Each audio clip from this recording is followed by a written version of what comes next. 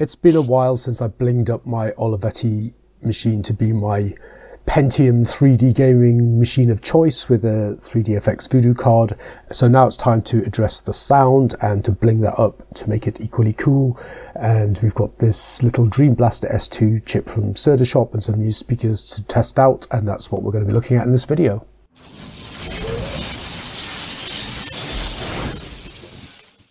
So the first thing to do here is to pop the lid off, try and remember what this thing looks like inside, and take a look at the sound card that we're going to be dealing with today. First things first, before we make any modifications to this machine, I'll just make sure that it actually works, make sure these new speakers actually produce sound, and that I actually get some sound out of the sound card.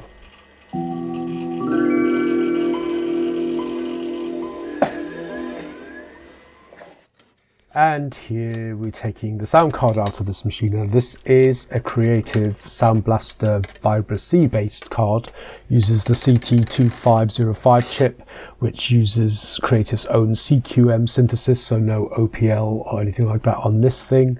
But this is a strange proprietary one, presumably commissioned by Olivetti, and it has a strange connector that plugs into their motherboard, and it has a wavetable header, which is unusual for these cards. I have another couple of cards based on this chip made by Creative, so it's interesting to see them side by side. The other two are identical, and they seem to have much simpler boards than this one, more electrolytic capacitors on there, and this one on the Olivetti looks quite busy, and as you can see there's no wavetable header on there either. So I'm looking forward to filling in this empty header on this PCB, which is always a fun thing to do. I've never tried this before. I've never messed about with an internal wavetable device that fits onto a sound card. I've messed about with external ones, so this is going to be a new experience, so we'll see how that compares. And yeah, looking forward to seeing what it sounds like. I couldn't find a huge amount of information about the original Creative Wave Blaster. I know it came out in 1992 to match with the Soundblaster 16 that also came out that year and had a header for it.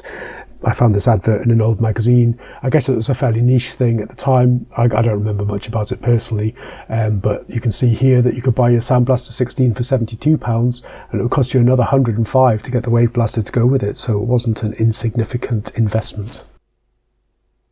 I think all of this interest in these sort of Midi devices disappeared at the All 32 maybe was the first card that came out with built-in wavetable, and thereafter all your Soundblaster Lives and things had that, so you didn't care about any of this extra Midi stuff.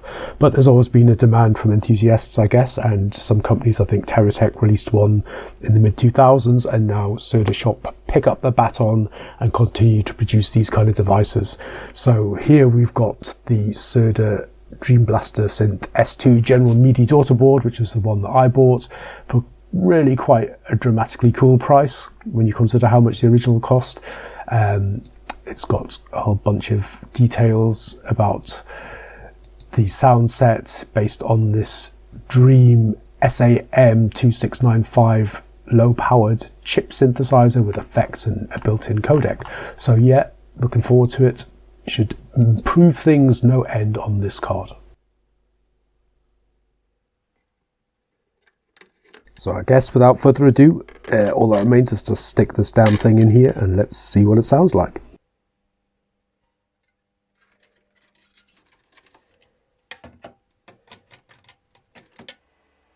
First game that springs to mind to try this out with is Doom, because I know that that supports wavetable and Soundblaster. So we'll set this up with the Soundblaster for both the effects and the music and see what that sounds like.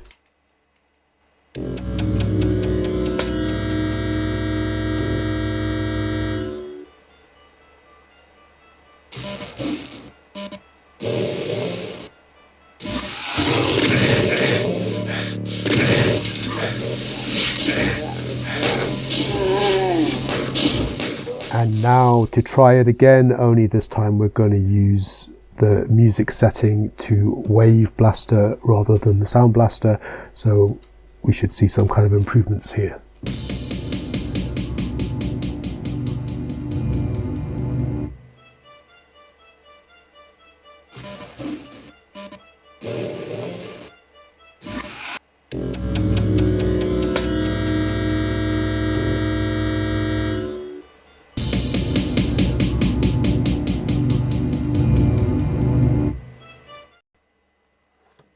And now for June 2, my favourite game in the world, my favourite game soundtrack in the world, so really looking forward to seeing what this one sounds like with the S2.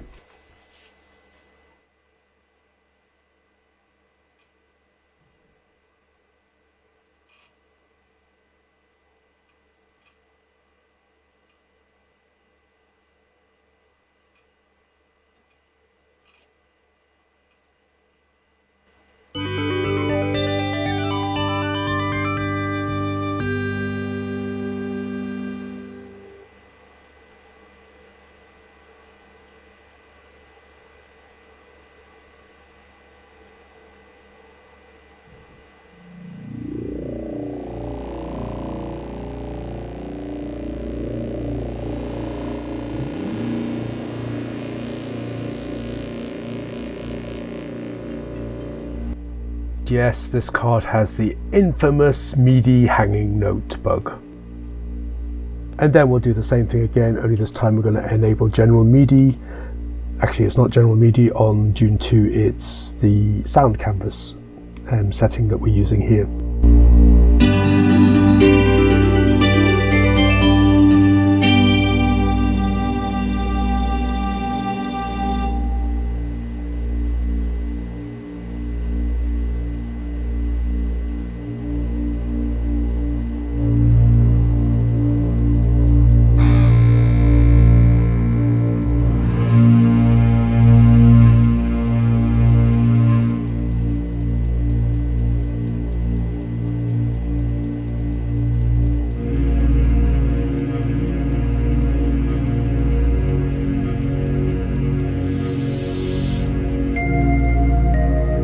Nice.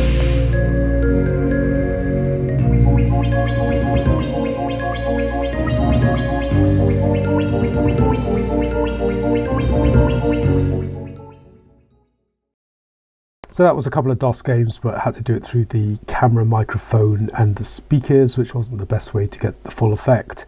So I'll try and find something now that plays nice with my capture card, which those DOS games don't, and we'll get some direct sound recordings in the capture device and see how that sounds. So here we've got Descent 2 about to fire up, and this is going to be just using the Soundblaster for effects and music.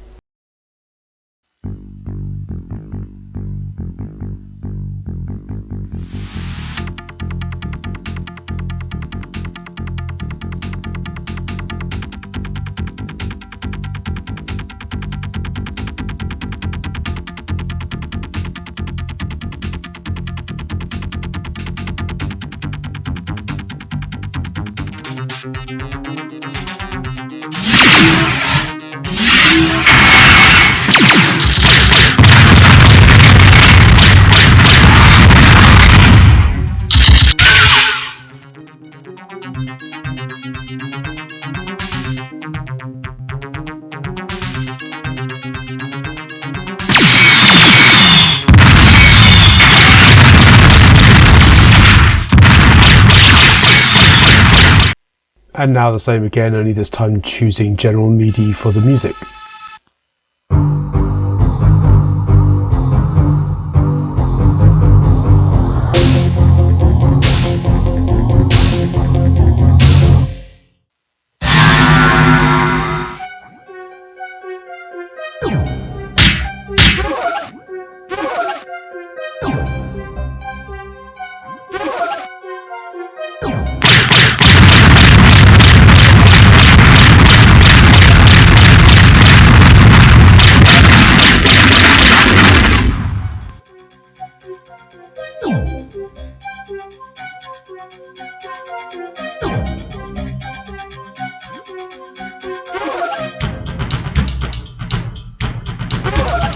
So for €35, I think that's a pretty good upgrade. It's nice to see that people are still making those kind of things, and that if you've got a card that's got that, I think it's a 26-pin wavetable header, there are still people making new and affordable things that will allow you to beef up your sound and get some of that Midi goodness into your games. That's it for this video. I hope you enjoyed it. If you did, I'd appreciate it very much if you'd consider giving me a thumbs up or maybe even subscribing. Thanks very much for watching, and I hope to see you again on the channel.